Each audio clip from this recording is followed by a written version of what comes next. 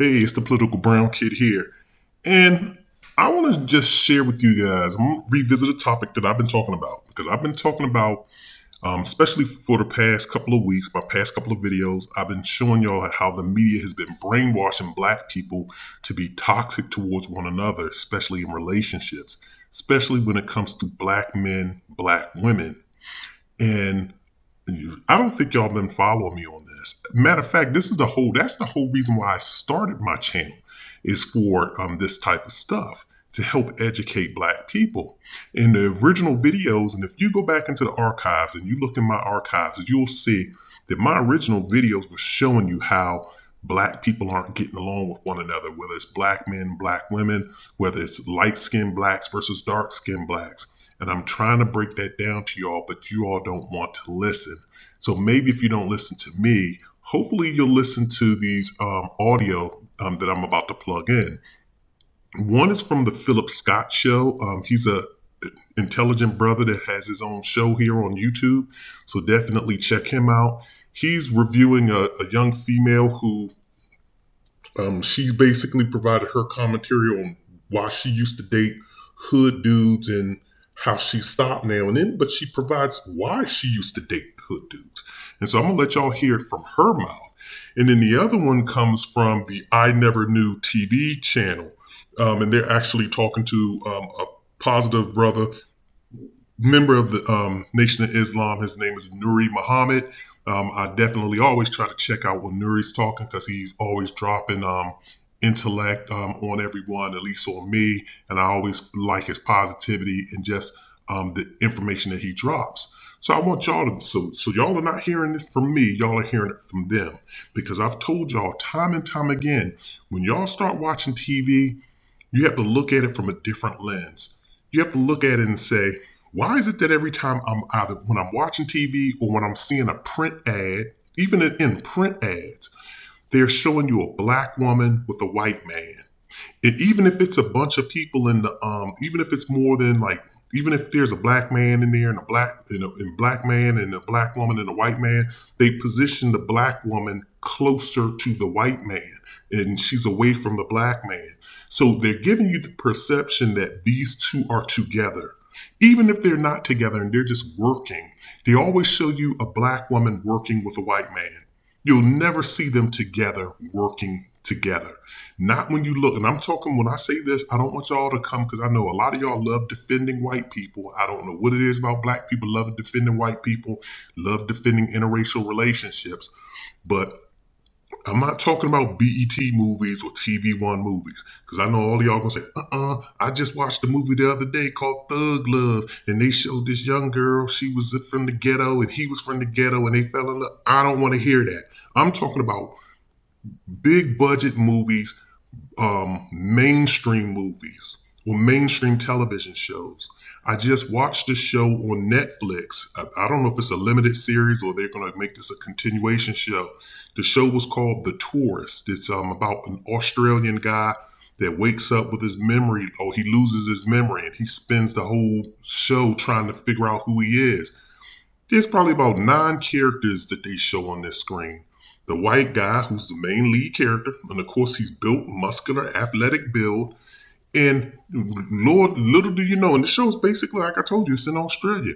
Little do you know, there's a black woman in Australia. And I'm not trying to say there aren't black people in Australia, but notice they give him a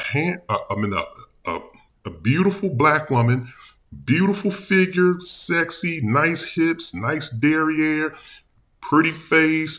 She may not pass that brown paper bag test, but she passes the comb test, and she's paired up with the white man. They have another black character on the show. He's a young police officer.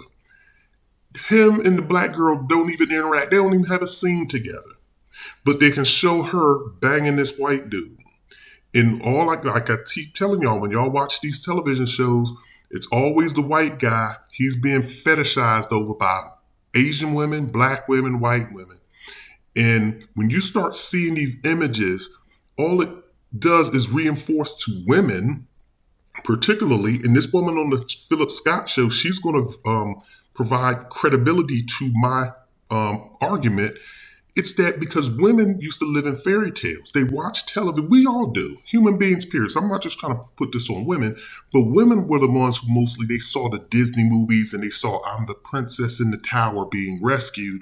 But now that dream is kind of flipped to now, I'm the boss chick, and I'm the bad boss chick, black boss chick, and I got me a white man.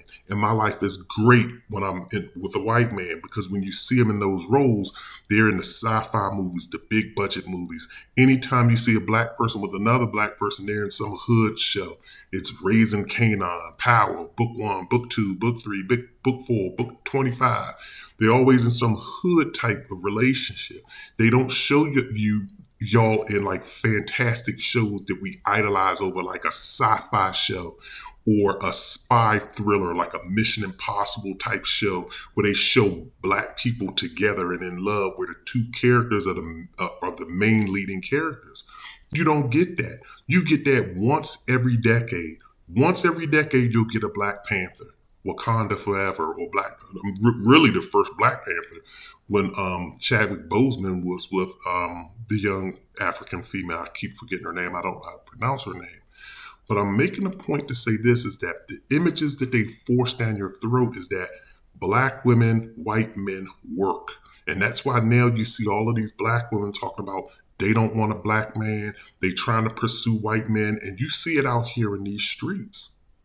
And then you're gonna get the same results. I know plenty of black females and they have babies with Asian dudes, they have babies with white dudes, and they get treated the same way.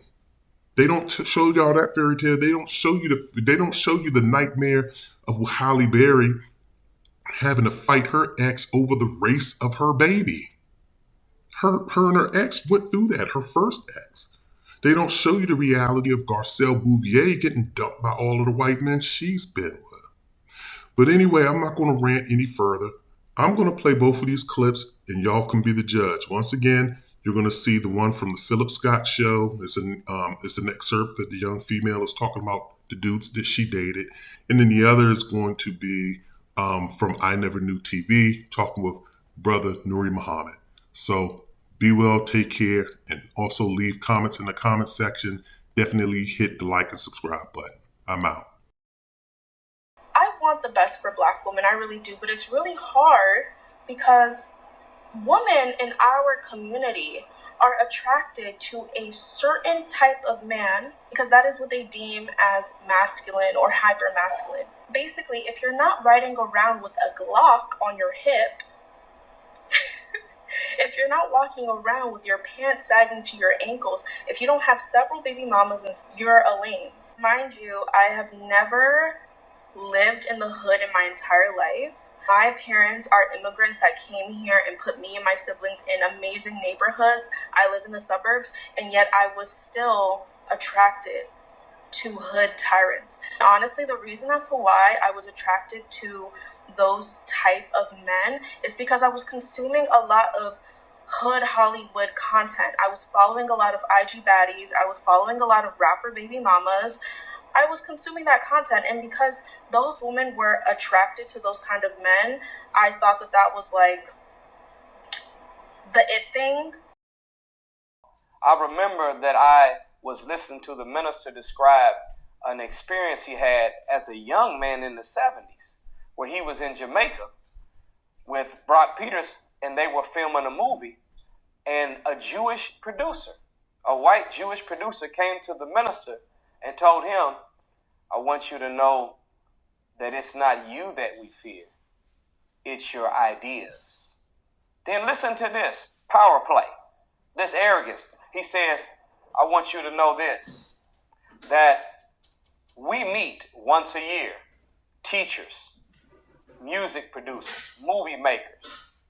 We meet once a year, either in an apartment on Park Avenue or somewhere in California, and listen to what his words are. And we discuss trends, and we determine how we want trends to go.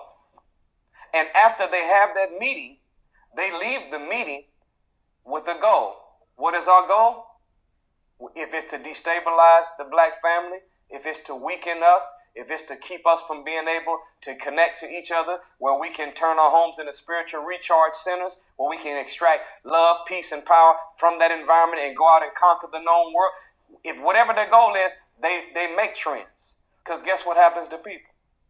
Most people follow whatever is popular, not necessarily right or wrong. That's the problem. Did you see the little experiment that the young brothers did the other day on social media to show how easy it is for people to just follow what everybody else is doing? They went to 5 locations, and all they did was just start running. As soon as they start running, they was in the airport, they were in the mall, they were out at the park. They just start running.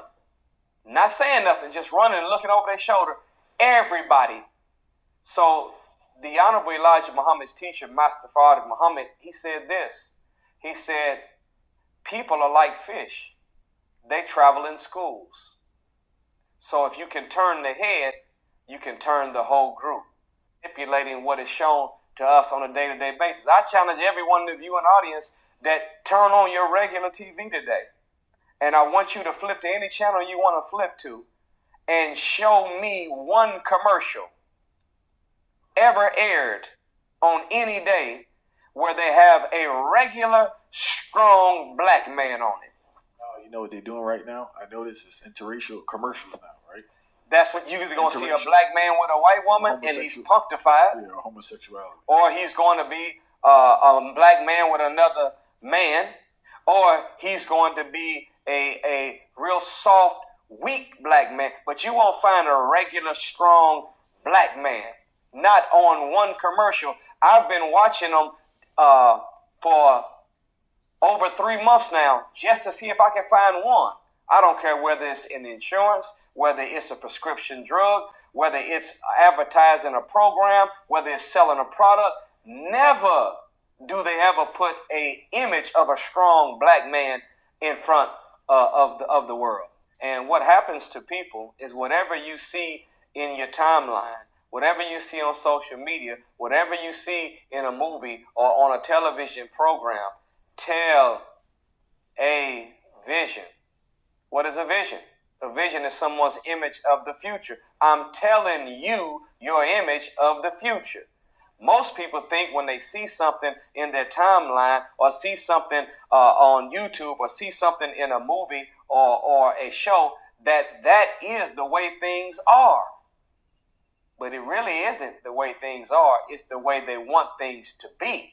But because we're watching it thinking that's how everybody's getting down, then we start thinking we're behind time, so let me step up and get into this madness and be like this. So it is a very, very vicious cycle that has proven to work. It is psychological programming that is taking place. It is bending reality in the future by making you think reality is already bent in the present.